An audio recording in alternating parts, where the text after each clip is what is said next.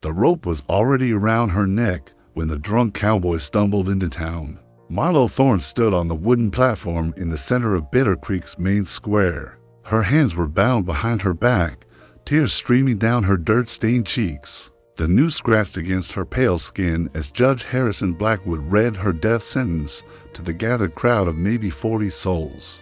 She was 23 years old, a seamstress, an orphan, and in 10 minutes, she'd be dead for a crime she didn't commit. The judge's voice boomed across the square as he declared her guilty of stealing his wife's emerald necklace, a piece worth more than most folks in Bitter Creek would see in a lifetime. Marlo had been working late in Mrs. Blackwood's parlor, hemming a dress when the necklace went missing. She was the only one there, the only suspect, but Marlo knew the truth. She'd seen Mrs. Blackwood hide the necklace herself, watched through the window as the judge's wife buried it in the garden behind their house. The woman had set her up, but who would believe the word of a poor orphan girl against the judge's wife? The crowd murmured with a mix of excitement and unease. Some folks looked away, others stared with morbid curiosity. Children pressed their faces against storefront windows. This was Bitter Creek's first public hanging in 3 years, and Judge Blackwood was making it a spectacle. Marlo's knees buckled slightly as the executioner, a thin man named Garrett Walsh, tested the trapdoor mechanism beneath her feet. The wood creaked ominously. Her heart hammered so hard she could feel it in her throat, competing with the rope for space. She closed her eyes and tried to pray, but the words wouldn't come. How could God let this happen? She'd never hurt anyone, never taken so much as a penny that wasn't hers. She'd worked 16-hour days since she was 14, sewing and mending clothes for the town's families, barely scraping together enough money for a room above Mueller's general store. Judge Blackwood pulled out his pocket watch. His cold gray eyes met hers for just a moment, and she saw something there that made her stomach turn. Satisfaction. He was enjoying this. The judge snapped his watch shut and nodded to the executioner. Garrett's hand moved toward the lever that would drop the trapdoor. That's when they heard the sound of spurs clanking against wooden steps, slow and deliberate, coming up behind the platform. But the drunk cowboy climbing those steps was about to change everything. And what he was carrying in his saddlebag would turn this execution into something nobody in Bitter Creek would ever forget. Caleb Iron Creek McKenzie reeked of whiskey and 3 days on the trail. His boots hit each step with the unsteady rhythm of a man who'd spent the better part of the morning in a saloon to towns over. His weathered black hat sat crooked on his head, and his brown duster was covered in dust and questionable stains. To everyone watching, he looked like just another drifter who'd wandered into the wrong place at the wrong time. But Caleb's eyes, bloodshot though they were, took in everything with sharp precision: the positioning of the town's men, the way Judge Blackwood's hand rested on his gun, the terror in the young woman's face, and most importantly, the way the crowd seemed more afraid than excited. He'd seen enough hangings to know when something was wrong. Judge Blackwood turned toward the interruption, his face flushing red with irritation. He was a big man, well-fed and well-dressed, with silver hair and the kind of authority that came from years of making life and death decisions. Without question, this is a legal proceeding, Blackwood barked. Move along, cowboy, before I have you arrested for disturbing the peace. Caleb swayed slightly, but didn't back down. His voice came out slurred, but loud enough for the entire crowd to hear. Legal. You call this legal?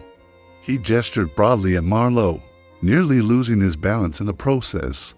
You're about to hang a girl who looks like she ain't never hurt a fly.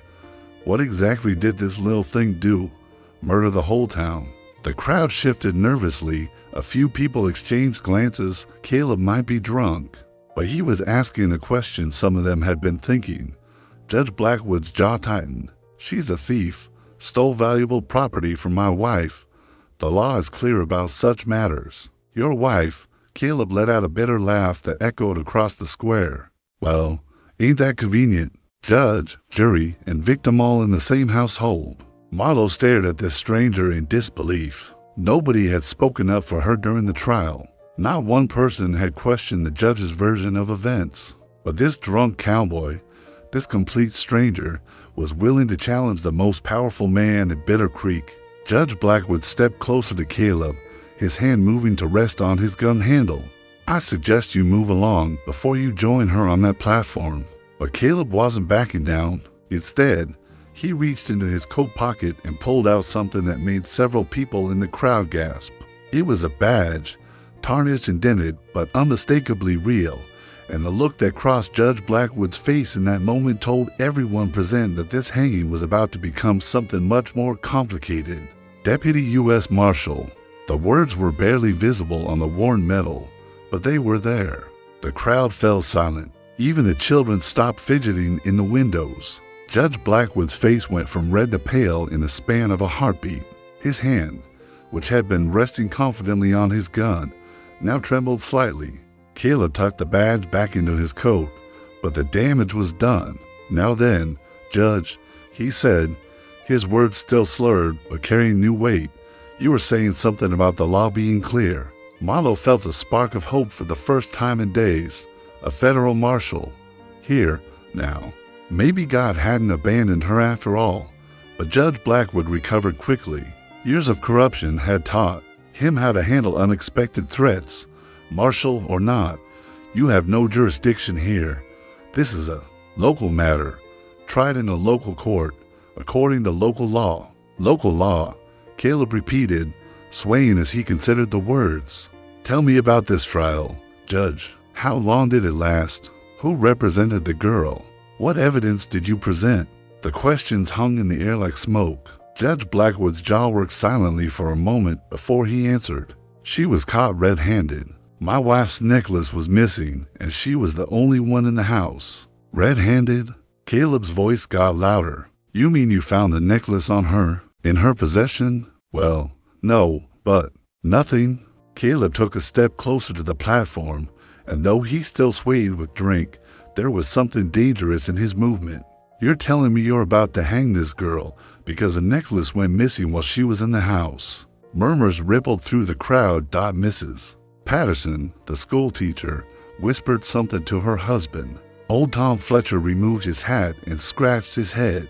Even Sheriff Wade Morrison, who'd been standing silently beside the platform, shifted uncomfortably.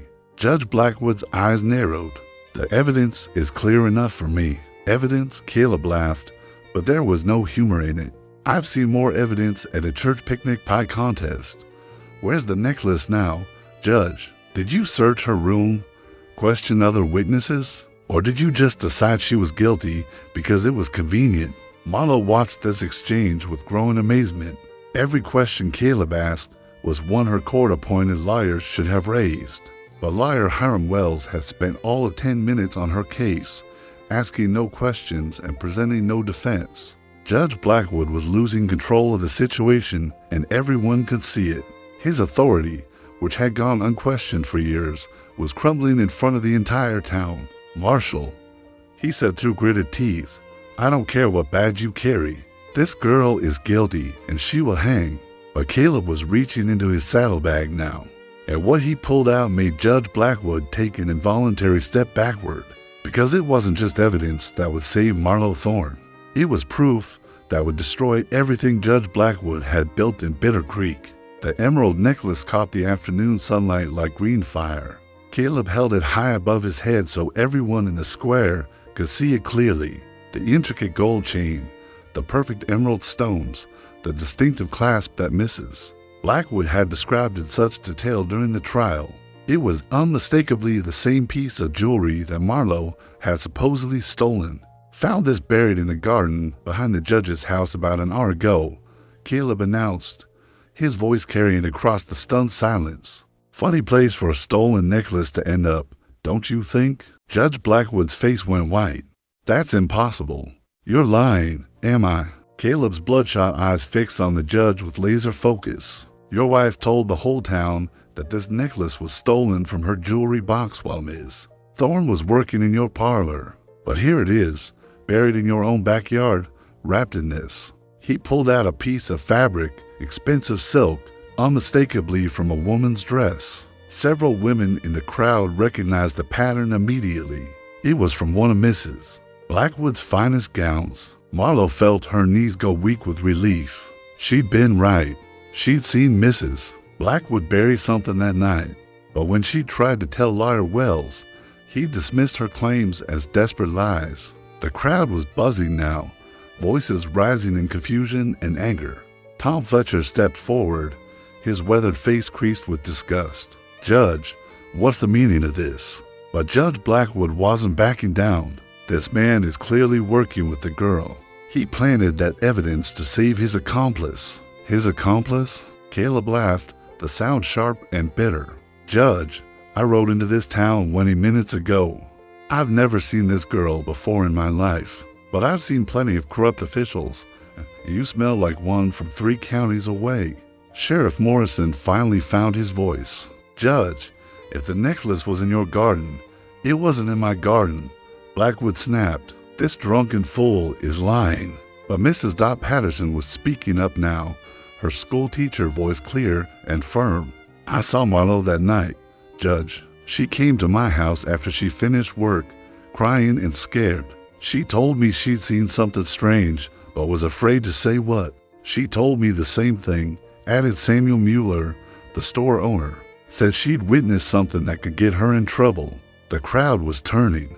Judge Blackwood could feel his control slipping away like sand through his fingers. Years of absolute authority, of making decisions without question, were crumbling in front of his eyes. "None of this matters," he shouted, desperation creeping into his voice. "The trial is over. The sentence has been passed." But Caleb was walking up the steps to the platform now, moving with a sudden steadiness that suggested his drunkenness might not have been as complete as it appeared. He reached Marlo and began working at the ropes around her wrists. "Step away from the prisoner." Judge Blackwood drew his gun, pointing it directly at Caleb's chest. The entire square went dead silent. Even the children stopped moving in the windows. That's when Caleb spoke the words that would change everything in Bitter Creek forever, and revealed the real reason he'd come to this forgotten town in the middle of nowhere. "I came here for you, Harrison Blackwood." Caleb's voice was stone-cold sober now, all traces of slurred speech gone. He turned to face the judge, ignoring the gun pointed at his chest. 3 years I've been tracking you. 3 years since you disappeared from Carson City with $50,000 in territorial funds." The crowd gasped collectively. Judge Blackwood's face went from pale to ashen. "You're insane. I've been serving this community for 5 years. 5 years under a stolen name." Caleb continued, his hand moving slowly toward his own gun. "Your real name is Henry Blackstone. You were territorial treasurer in Nevada until you embezzled government money and fled west." Marlo stared in shock as this drama unfolded around her. The noose still hung around her neck, but suddenly her execution seemed like the least important thing happening in the square. Mrs. Patterson spoke up again, her voice shaking. "Is this true? Have we been living under the authority of a criminal?" Judge Blackwood's gun hand was trembling now. "Lies, all lies. This drunk is desperate to save his girl, my girl." Caleb smiled grimly. "I told you. I never saw her before today. But when I rode into town and saw you about to hang an innocent person to cover up your wife's theft, well, that just made my job easier." The pieces were falling into place for everyone watching Mrs. Blackwood had stolen her own necklace and blamed Marlo to create a distraction. Judge Blackwood had rushed through a sham trial to get rid of the only witness, but they hadn't counted on a federal marshal tracking the judge down at the worst possible moment. Sheriff Morrison stepped forward, his hand on his own weapon. "Judge, you need to put that gun down and answer these accusations." "I am the law in this town," Blackwood screamed. "I decide who lives and dies." But the crowd was surrounding the platform now. Tom Fletcher, Samuel Mueller, Mrs. Patterson, and a dozen others were climbing the steps. Judge Blackwood was outnumbered, outgunned, and out of options. If you were Caleb McKenzie, what would you do? Try to talk the desperate judge down and risk him shooting innocent people? Or draw your gun and end this standoff with violence? Tell me in the comments. I need to know which side you choose, because what Caleb decided next would determine whether Marlo Thorne lived to see another sunset. The marshal's hand hovered over his gun handle. His eyes locked on Judge Blackwood's finger on the trigger. One wrong move from either man would turn this rescue into a massacre, and in that moment of deadly silence, Mrs. Blackwood herself appeared at the edge of the square. She was running toward the platform, screaming something that would shatter her husband's last hope of escape and reveal the final, most shocking truth about what had really happened at Bitter Creek. "Harrison, stop. She knows about Rebecca." Mrs. Blackwood's voice cut through the tension like a knife. She was running across the square in her expensive blue dress, her carefully arranged hair coming undone, her face streaked with tears. Judge Blackwood's gun wavered. "Elizabeth, get back to the house." But she kept coming, gasping for breath as she reached the platform. She saw the letters. Harrison. The girl saw Rebecca's letters. The name hit Judge Blackwood like a physical blow. His face crumpled, and for a moment he looked like an old man instead of a threatening authority figure. Caleb seized the moment. "Who's Rebecca?" "Judge, Mrs." Blackwood climbed the platform steps, sobbing openly now. She was Harrison's first wife in Carson City. He told everyone here that he was a widower, but Rebecca is still alive. The crowd murmured in shock. Bigamy was a serious crime, but more than that, it meant everything Judge Blackwood had told them about his past was a lie. Marlo found her voice for the first time since this ordeal began. "I did see letters," she whispered, then spoke louder. "When I was working in your parlor, Mrs. Blackwood, I saw you reading letters signed your loving wife, Rebecca. You saw me looking and got scared." Mrs. Blackwood nodded miserably. "I knew she'd figure it out eventually. Harrison convinced me to frame her for theft to get rid of the problem." Judge Blackwood's gun dropped to his side. The weight of his lies was finally crushing him. "Elizabeth, please." "No," she screamed. "I won't let you hang an innocent girl to protect your secrets. I already helped you steal from the territory. I already helped you build a new life on lies. But I won't help you commit murder." Sheriff Morrison stepped forward and gently took the gun from Judge Blackwood's unresisting hand. The fight had gone out of him completely. Caleb quickly removed the noose from Marlo's neck and cut her bonds. She collapsed to her knees, gasping and crying, finally free after days of terror. "Thank you," she whispered to Caleb. "How did you know to look in the garden?" Caleb helped her to her feet. "I didn't, but when I saw Mrs. Blackwood watching the hanging from her window, wringing her hands like she was guilty of something, I figured she might have buried evidence." Lucky guess. The crowd was dispersing now, people talking in hushed, angry voices about the corruption that had ruled their town. Sheriff Morrison was placing both Blackwoods under arrest, though Mrs. Blackwood was cooperating fully. Tom Fletcher approached the platform. "Marshal, what happens now?" Caleb looked around at the faces of the townspeople. Honest folks who'd been deceived and manipulated by a criminal who'd hidden behind the judge's robes. "Now you elect a new judge, a real one, and you make sure something like this never happens again." But as the immediate crisis ended, Caleb realized his job was far from over, because Judge Blackwood had been running more than just a corrupt court.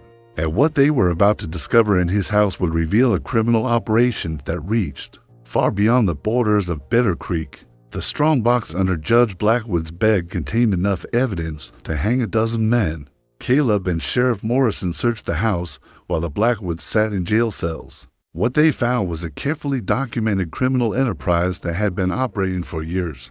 Forged land deeds, stolen cattle brands, falsified court records, and correspondence with outlaws across 3 territories. But it was the leather journal hidden behind a false bottom that made Caleb's blood run cold. "Morrison, look at this," he called, his voice tight with anger. The sheriff peered over Caleb's shoulder as the marshal read from the judge's handwriting.